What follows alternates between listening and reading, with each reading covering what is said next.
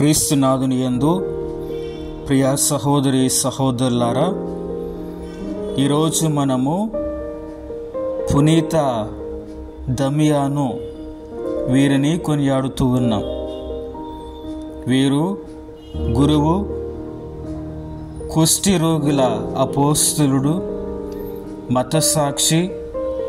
క్రీస్తు శకము 1840 నుండి 1889 వరకు. దమియాన్ లేక దమియాను బెల్జియం దేశంలో మెలిన్స్ మేత్రాసనంలో ద్రాక్ష తోటలకు సుప్రసిద్ధమైన ట్రొమోలు గ్రామంలో క్రీస్తు శకము 1840 జనవరి 3న జన్మించారు. తండ్రి పేరు ఫ్రాన్సిస్సు దే ఉర్తెస్, తల్లి పేరు కెథరిన్ వైటెర్స్. మంచి క్రైస్తవ కుటుంబం.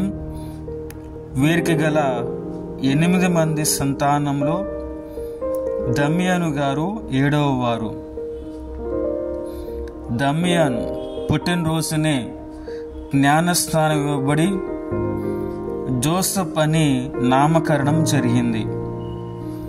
బత్తి అనే ఉగ్గుపాలతో తల్లికి ప్రీతిపాత్రమైన గొర్రెపిల్లగా పెంచబడ్డారు.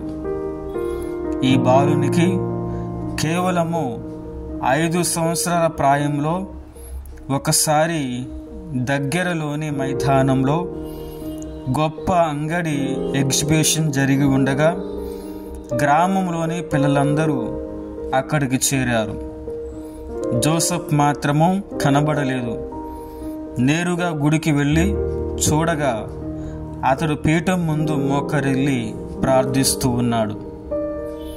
చదువుల్లోనూ ఆటపాటలలోనూ చురుకైన జోసెఫ్ తన 10 సంవత్సరాల వయస్సులో తొలిసారి దివ్య ప్రసాదం స్వీకరించి ఒక సన్మానిస్తునిలా వెలుగొందాడు.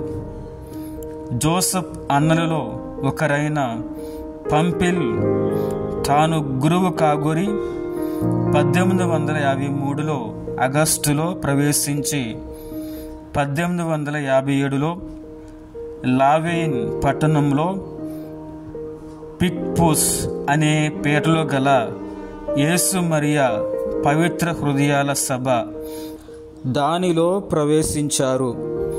జోసెఫ్ను మంచి ధ్యానం వ్యాపారిని చేయాలని తండ్రి తలంచారు. కానీ జోసెఫ్ కూడా అన్న అడుగుచాడల్లో నడవడము ప్రారంభించాడు. సెమినరీలో చేరి 1859లో ఫిబ్రవరి 2న బ్రహ్మచర్యం దీక్ష గైకొని నిలువటంగి ధరించారు. జోసెఫ్ పేరుకు బదులుగా దమియాన్ అనే పేరు గైకొన్నారు. వీరు తమ కోరికలపై 1864 మార్చి 19న జోజప్ప గారి పండుగ రోజున బెల్జియంను వీడి హవాయి ద్వీపంలో వేద ప్రచారం నిమిత్తం పాదం మోపారు. అక్కడ హోనాలు నగర దేవాలయంలో 1864 మే 21న తన 34వ ఏట పవిత్ర గురుపట్ట పొందారు. ఆ రోజు ఇప్పుడు నేనొక సామాన్య గురువును, వేద ప్రచారకుణ్ణి. నా కొరకు రేంబవుళ్ళు ప్రార్థించండి, మరువకండి. దేవుని సేవించే వ్యక్తి ఎవరైనా ఎక్కడైనా సంతోషంగానే జీవిస్తారు అని పలికారు. దమియాన్ గురువర్యుడు 9 సంవత్సరాలు ఆ దీవులోనే పోనో కోహలా అనే పట్టణ ప్రాంతంలో తమ గురుత్వ సేవలు అందించి లెక్కలేనంత మందికి బాప్తిస్మములను ఇచ్చారు. పిమ్మట క్రీస్తు శకము 1873లో తన కోరికపై మలకాయి పట్టణంలోని కుష్ఠరోగుల కాలనీకి బదిలీ చేయించుకున్నారు. పరిశీలించగా అక్కడ శరీర కుష్ఠియే కాక ఆధ్యాత్మిక కుష్ఠి కూడా ఉంది. త్రాగుడు, వ్యభిచారం, చెడ్డ నృత్యాలు, చెడ్డ మాటలతో క్రమశిక్ష లేక విస్తృతంగా ఉన్నారు. కొత్తగా అక్కడకు చేరుకునే కుష్ఠరోగుల సంఖ్య కూడా పెరుగుతూ మరింత కంపుకు అలవాటైంది. ఇక డమియన్ తప్పదని పోలీస్ అవతారం దాల్చి దుడ్డు కర్ర చేత పట్టుకున్నాడు. వారిని భయభక్తులతో అదుపులో పెట్టసాగారు. కుష్ఠరోగులకు ఆశ్రయం నిర్మింపజేశారు. తమ గురు నిలయమునకు ఆనుకొని అనాథాశ్రమం కూడా కట్టించి వారొక కుటుంబముగా జీవింప చూశారు. అక్కడ కాలనీలో ఫాదర్ దమియాను ఒక ఉచిత రేషను షాపును కూడా పెట్టి కుష్ఠరోగుల కుటుంబాల్ని ఆదుకున్నారు. కాలానుగుణ దుస్తులు అందించారు. తగిన మందులు, చాలినన్ని మంచినీటి సదుపాయం కల్పించారు. స్నానాలకు, దుస్తుల శుభ్రతకు కొలువ కొలను ఏర్పాటు చేశారు. స్వయంగా సేద్యం చేసి చిలకడ దుంపలు, క్యారెట్లు వగైరా పండించారు. రోగుల సాయంతో దాపులోని కతాప ఓడరేవును ప్రమాదకర పరిస్థితి నుండి సురక్షితమైన రేవుగా తీర్చిదిద్దారు. అక్కడ కలావు గ్రామంలో పెద్ద పునీత ఫిలోమినా దేవాలయం మరియు గురు నిలయం నిర్మింపజేశారు. చురుకైన రోగులకు సంగీతం నేర్పింపజేశారు. డ్రమ్ములు, తబాలా, హార్మోనియం, ఫ్లూటు, వయోలిన్ వంటి వాయిద్యాలు నేర్పించి గుడిలో దైవ సంకీర్తనలకు వాడుకున్నారు. రోగుల్లో పరిస్థితిని మరిపింపచేసి చైతన్యవంతుల్ని చేశారు. నారు పోసిన దేవుడు నీరు పోయడా అను సామెతను తాను ప్రభువు పనిముట్టిగా మారాడు. క్రొత్త జీవితాలు, ఆధ్యాత్మిక సంపదలను వారికి సంతరింపజేసిన గనుడు ఫాదర్ దమియాన్ కుష్ఠరోగులకు ఒక కుష్ఠరోగి ఆదరణ అంటే ఆయనే. వీరు తమ ప్రసంగమును మనం కుష్ఠరోగులం అని ఆరంభించేవారు. ఇలా కుష్ఠరోగులలో మమేకమై సేవ చేయడం వల్ల దమియానుకు కూడా క్రీస్తు శకము 1885లో ఆ మాయదారి కుష్ఠరోగం ప్రాప్తించింది. దీనిని ప్రభువు దయచేసిన కృపావరముగానే వారు స్వీకరించి చేతనైనంత మట్టుకు పను చేస్తూనే ఉన్నారు.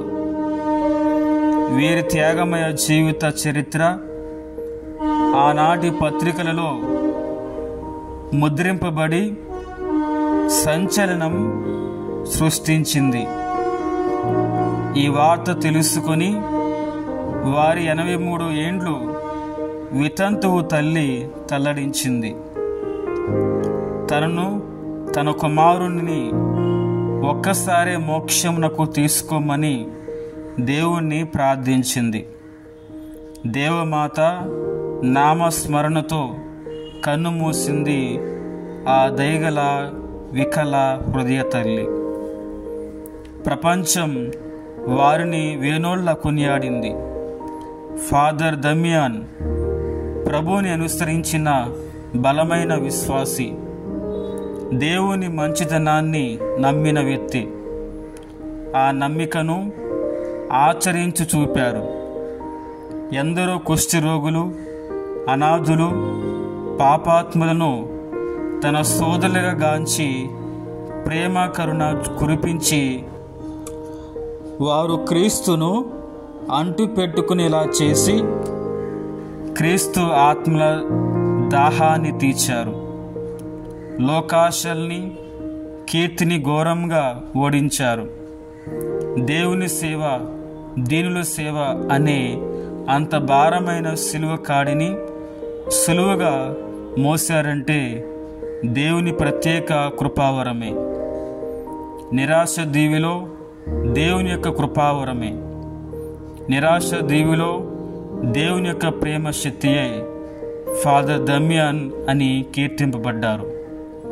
ఫాదర్ దమియాన్ క్రీస్తు శకము 1885 తనకు విస్తరించిన తీవ్ర కుష్టి వ్యాధి, పుండ్ల బాధ వల్ల పూజ చేయటం కష్టతరమైంది. తాను మంచి పాప సంకీర్తన చేయడానికి కూడా తన స్థానంలో మలకాయే దేవాలయంకు మరొక గురువును పంపమని పెద్దలకు తెలిపి తన వినమ్రతను చాటుకున్నారు. వ్యాధి బాధ భరిస్తూ కడవరకు కుష్టి రోగుల సేవలో తరించి వారందరికీ భక్తి ప్రార్థనల మధ్య పూర్తిగా సిద్ధపడి ఫాదర్ దమియాన్ క్రీస్తు శకము 1889 ఏప్రిల్ 15న శాశ్వతంగా ఈ లోకమును వీడి సంతోషంగా దైవరాజ్యంలోనికి, శాశ్వత ఆనందంలోనికి ప్రవేశించారు. ఆనాటి నుండే కుష్టి రోగుల అపోస్తులునిగా, పవిత్రునిగా ఎంచి ప్రజలు స్తోత్రం చేశారు. 1977లో 6వ పౌలు పోపు గారు వీరిని వందనీయునిగా ప్రకటించారు. 1995 జూన్ 4న జాన్ పోల్ పోపు గారు వీరికి ధన్యతా పట్టా ప్రకటించి సత్కరించారు. దమియాన్ లేక దమియాను అంటే సాధువుగా లేక మచ్చిక చేసుకొనిన అని అర్థం. ధ్యానాంశం: యేసు శిష్యులతో, నన్ను విశ్వసించువాడు నేను చేసిన క్రియలను చేయును, అంతకంటే గొప్ప క్రియలను చేయును అని మీతో నిశ్చయముగా చెప్పుచూ ఉన్నాను అనిను. పునీత దమియాను గారా, మా కొరకు, మా కుటుంబాల కొరకు ప్రార్థించండి.